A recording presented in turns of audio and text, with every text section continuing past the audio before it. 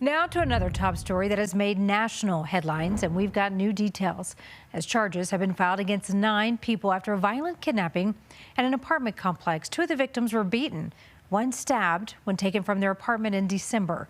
The suspects now face charges ranging from second-degree kidnapping to assault, burglary, extortion.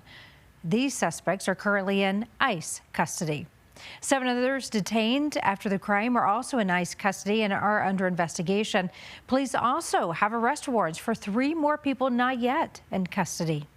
Your reporters have been following that incident and other issues that happened at the edge of Lowry Apartments, including this incident showing heavily armed men entering an apartment. Aurora's police chief says criminals exerted control and fear over others at that apartment complex. And tonight, Aurora officials are moving forward with an emergency order to close that building. Tori Mason, your reporter in Aurora, joins us with the next step in the process to shut it down. Police Chief Todd Chamberlain says this apartment complex has reached its breaking point. He wouldn't come out and say that it's been taken over by Venezuelan gangs, but he says they have had a heavy influence. Under the current emergency order, an absolute closure is expected mid-February. We have not had communication with landlord, property manager, maintenance, whoever. The city says 5 Dallas partners, shared owners with CBZ Management, has taken no action to secure the property at 12th and Dallas. The emergency order says the complex is an immediate threat to public safety. This place is not going to get any better. Police Chief Todd Chamberlain says mismanagement allowed criminal behavior to continue.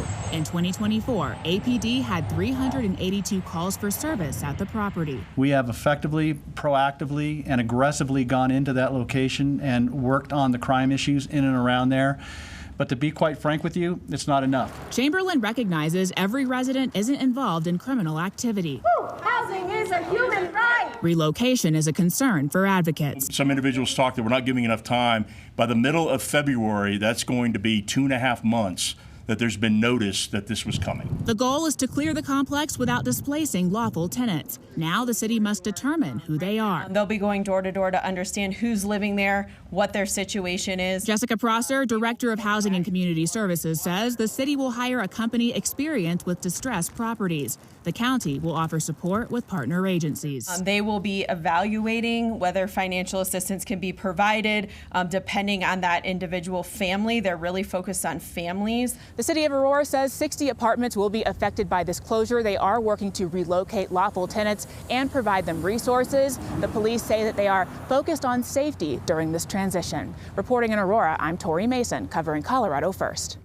If you live in Aurora, we've got you covered. We have 3 reporters dedicated to covering news out of Aurora. Your reporters in Aurora, Kelly, Michael, and Tori, they're just part of your reporter team committed to covering Colorado First. Your reporters grew up in their communities and are now raising their own families in your neighborhoods. So if you have an issue you want your reporter to dig into, we hope you'll send us an email.